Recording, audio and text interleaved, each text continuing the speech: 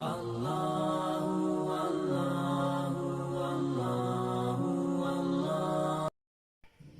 ہم بات کرتے ہیں خاوند کے حقوق اور بیوی کے فرائض کے حوالے سے۔ تو اللہ تعالیٰ کی نافرمانی کے سوا عورت مرد کی ہر بات کی فرما برداری کرے گی، کیونکہ اللہ تعالیٰ سورہ نساء کی آیت نمبر 34 میں فرماتے ہیں فَإِنْ أَطَعْنَكُمْ فَلَا تَبْغُوا عَلَيْهِنَّ سَبِيلًا، اگر وہ تمہارا کہا مان لیں تو پھر ان پر کوئی اور راستہ تلاش نہ کرو۔ اسی طرح آپ علیہ السلام نے فرمایا کہ جب مرد اپنی عورت کو اپنے بستر پر بلائے لیکن وہ اس کے پاس نہ آئے اور وہ خاوند کے بغیر یعنی ناراضگی میں ساری رات گزار دے تو فرشتے اس عورت پر صبح تک لعنت کرتے رہتے ہیں۔ بخاری مسلم کتاب النکاح کے اندر یہ روایت موجود ہے۔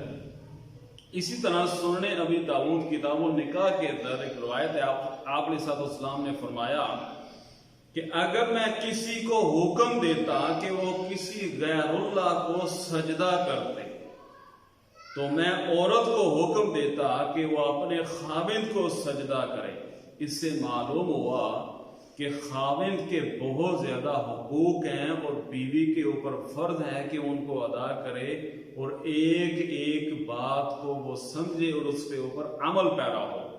تو سب سے پہلا خاوند کا حق اور بیوی کا فرض یہ ہے کہ مال و آبرو کی حفاظت، یعنی بیوی کا فرض ہے کہ وہ شوہر کی عدم موجودگی میں اس کی اشیاء کی ایک امانت کی طرح حفاظت کرے۔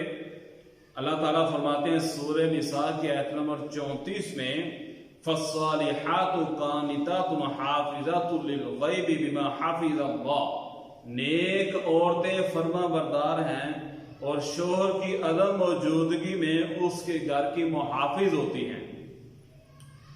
اور اسی طرح آپ علیہ السلام نے فرمایا کہ وَالْمَرْأَةُ رَاعِيَةٌ عَلَى بَيْتِ زَوْجِهَا وَوَالِدِهِ، صحیح بخاری کتاب و نکاح کے اندر ہے کہ عورت اپنے خاوند کے گھر اور اس کے اولاد کی نگران ہے، لہذا مال و آبرو کی حفاظت کرنی ہے اور اسی طرح اس کی اولاد کی بھی نگرانی کرنی ہے۔ دوسرا شوہر کا حق یہ ہے کہ شوہر کی خوشنودی کو تلاش کرنا، یعنی عورت کو چاہیے کہ وہ اپنے خاوند کی خوشنودی کو تلاش کرے کہ کیسے میرا شوہر وہ مجھ سے راضی ہوگا۔ تو سنن نسائی کتاب النکاح کے اندر روایت موجود ہے، آپ علیہ السلام نے فرمایا کہ اچھی عورت وہ ہے کہ جب شوہر اس کی طرف دیکھے تو اس کو مسرت ہو اور اس کو حکم کرے تو اس کے حکم کی پاسداری کرے اور اطاعت کرے، اور جب اس سے وہ غائب ہو تو اپنے نفس اور مال کی حفاظت کرے۔ تو لہذا شوہر کی اطاعت کرنا، اس کی خوشنودی کو جاننا، اس کو خوش رکھنا بھی خاوند کے حقوق اور بیوی کے فرائض میں داخل ہے۔ نمبر 3، اطاعت و فرما برداری، کہ خاوند کی فرما برداری میں رہنا ہے، کیونکہ آپ علیہ السلام نے فرمایا کہ سب سے بہترین عورت وہ ہے جو اپنے خاوند کی بات کو مانے۔ نمبر 4، تربیت اولاد، یعنی اولاد کی تربیت کرنا یہ بیوی کے فرائض اور خاوند کے حقوق میں سے ہے کہ اولاد کی اچھی تربیت کرے، ان کا خیال رکھے، ان کو پڑھنا لکھنا سکھلائے، یہ بیوی کے فرائض اور خاوند کے حقوق میں داخل ہے۔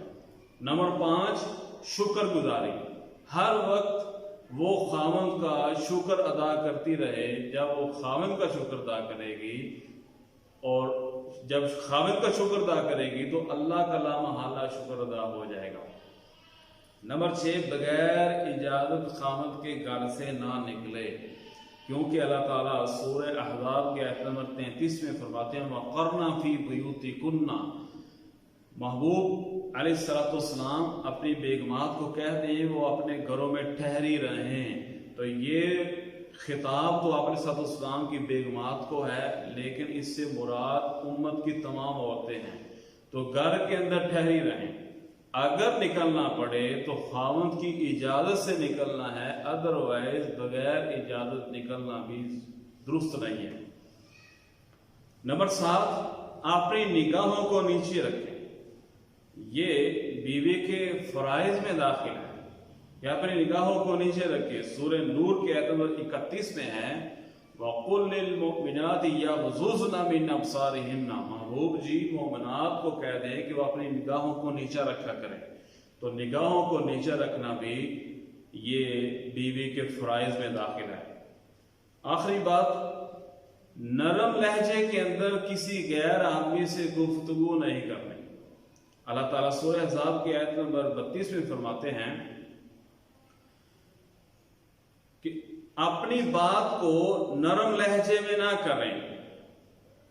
اگر نرم لہجے میں کریں گی تو جس کے دل میں مرض ہے، بیماری ہے کسی قسم کی، وہ ہو سکتا ہے کوئی اس سے مراد لے لے۔ لہذا اگر کوئی دروازے پہ آئے، نرم لہجے بات نہیں کرنی بلکہ ذرا سخت لہجے بات کرنی ہے، تاکہ آپ کا جو فرض ہے جو اللہ کی طرف سے آپ کے اوپر ہے وہ ادا ہو سکے۔